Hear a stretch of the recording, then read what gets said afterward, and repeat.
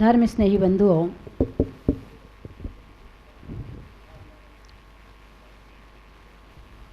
दिन भर में घर में जो कचरा इकट्ठा होता है उसे शाम को झाड़ू लगाकर बाहर निकाल देते हैं। रात भर में जो कचरा इकट्ठा हुआ उसे सुबह झाड़ू लगा के निकाल देते हैं। जितनी बची खुची धूल रहती है उसको पोंछा लगा के निकाल देते हैं।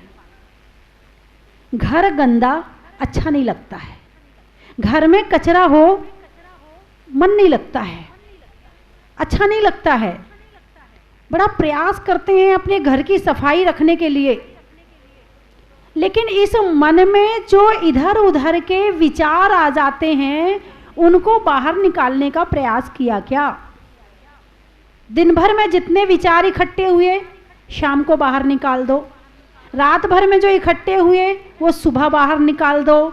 अब आप कहोगी माता जी ये बाहर की चीज़ें तो नज़र आ रही हैं और बाहर की सफाई करने के लिए झाड़ू भी मिल जाती है, इस मन में झाड़ू लगाने के लिए कहाँ से लाएं?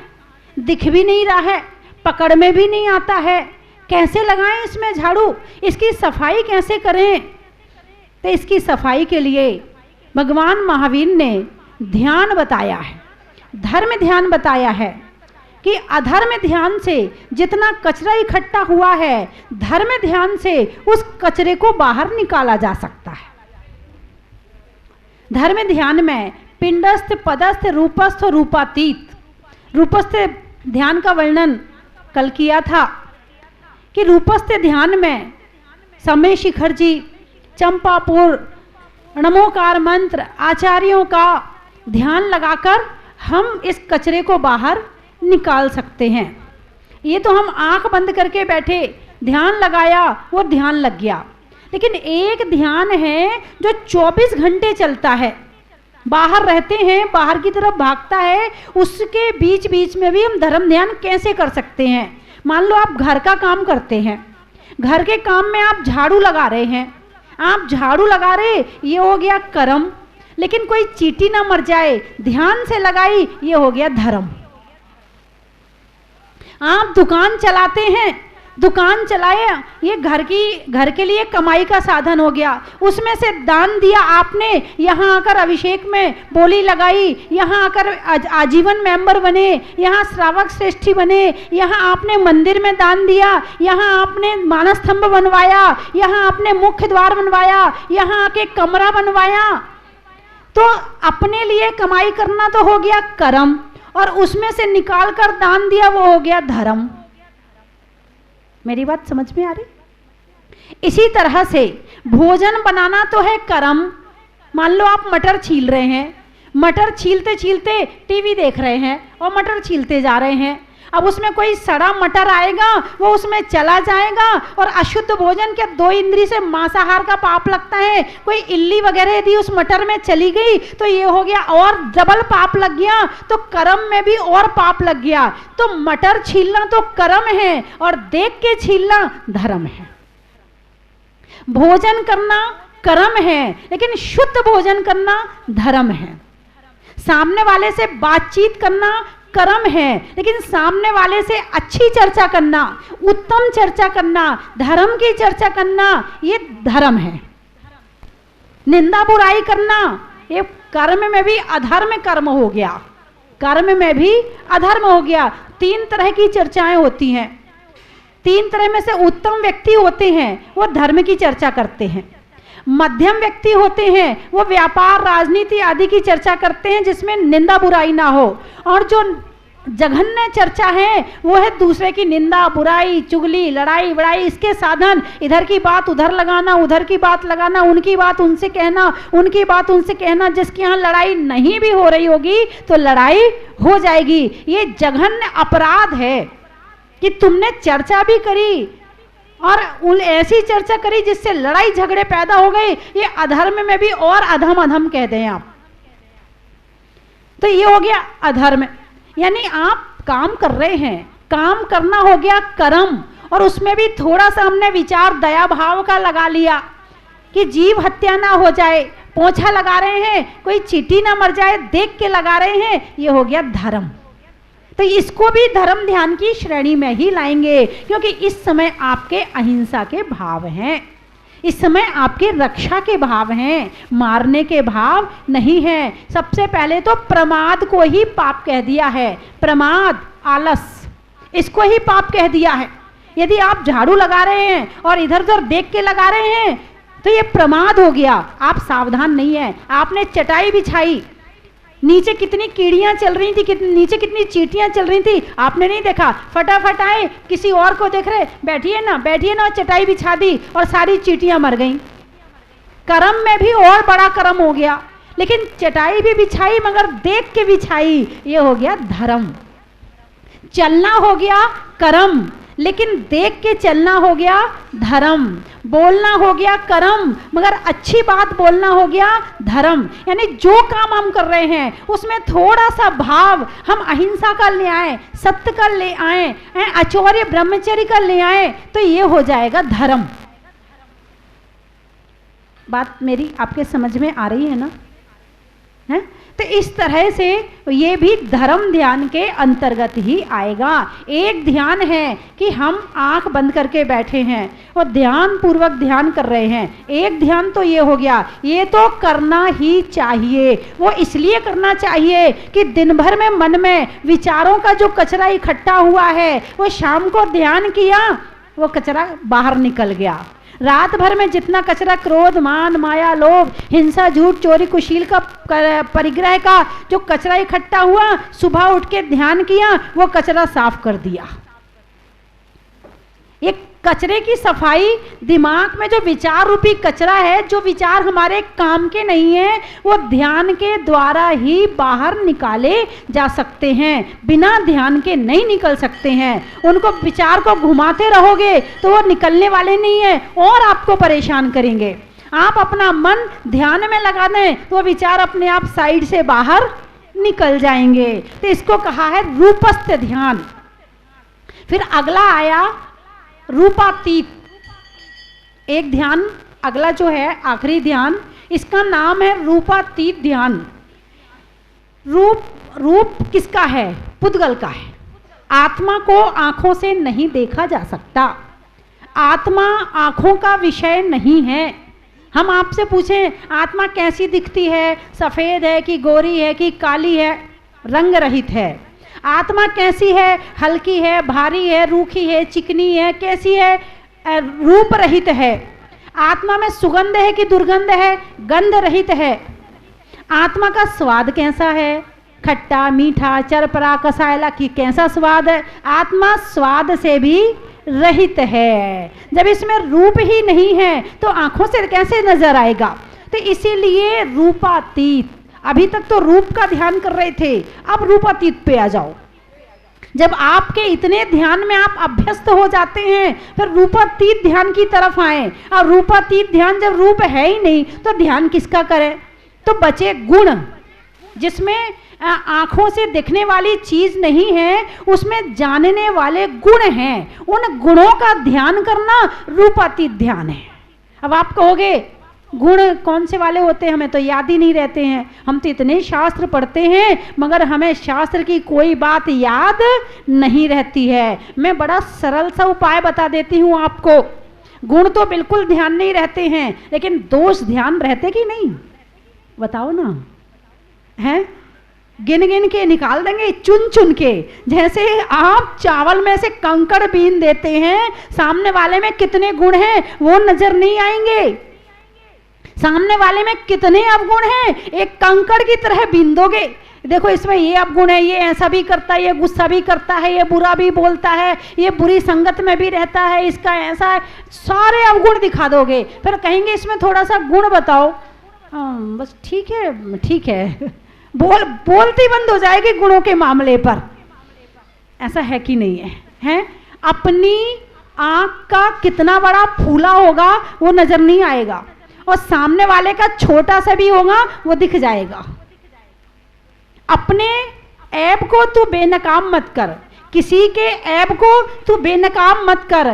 कर्म हिसाब करेगा, तू हिसाब मत कर।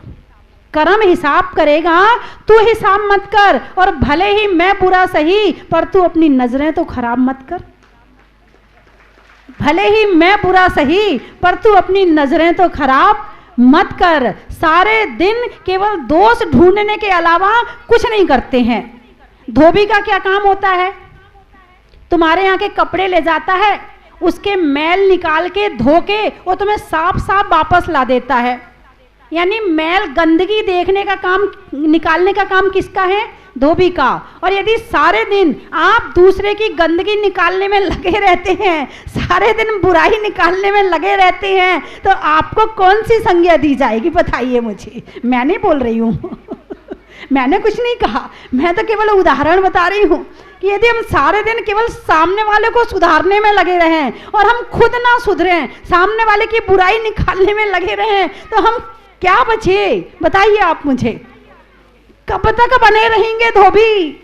कब तक ये धोबी की जिंदगी जीते रहेंगे? अरे अपने अवगुण धो लो, अपनी बुराई धो लो और अपना काम कर लो।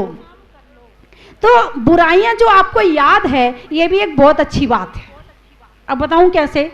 गुण तो याद होते नहीं है, बुराई याद है। अब आपको इसी पैटर्न पे बता देती हूं कि आपको गुणों का कैसे ध्यान करना है। आपने ओंकार ध्वनि करी, सीधे बैठे, आसन लगाया, आंख बंद की। अब आपको थोड़ा सा ध्यान लगाना है, वो ऐसे लगाएं। क्रोध रहितो हम, भगवान को अपने सामने ले आए और भगवान से कहें, हे भगवान। उनकी मुद्रा को देखें, शांत मुद्रा को देखें, कितनी शांति से भगवान बैठे हैं। हे भगवान, आप क्रोध से रहित हैं और मैं क्रोध से सहित हूं। ये बुराई है कि नहीं सबके अंदर? है ना? क्रोध याद है कि नहीं? अब क्रोध याद है तो उससे अलग होना एक गुण है। क्रोध अलग हुआ, क्षमा का गुण आ गया। बैर अलग हुआ, क्षमा का गुण आ गया। एक अवगुण याद है क्रोध, दूसरा अवगुण मान। मान है कि नहीं? जब किसी शादी में अच्छे सज धज के जाते हो, बढ़िया बढ़िया कपड़े पहन के जाते हो, सूट बूट पहन के जाते हो, तो सामने वाला कैसा लगता हो, खुद कैसे लगते? सच बताना। तुम सुंदर लगते, सामने वाला सुंदर लगता है अभिमान। और उस समय कोई जरा कम सुंदर, कैसे कपड़े पहन के आया है, इतना भी नहीं पता शादी में ऐसे आया जाता। ओ, अपने आप को बहुत बड़ा बना, कपड़ों से तुम बड़े बन गए। भगवान, मैंने तो भगवान महावीर से ऐसा सुना है कि लोग गुणों से बड़े बनते हैं, मगर तुम किससे बड़े बन गए? कपड़ों से बड़े। अच्छे कपड़े क्या पहन लिए, बड़े बन गए। और कुछ लोग तो छोटे कपड़े पहन के बड़े बनना चाहते हैं मेरी बात गलत तो नहीं लग रही आपको?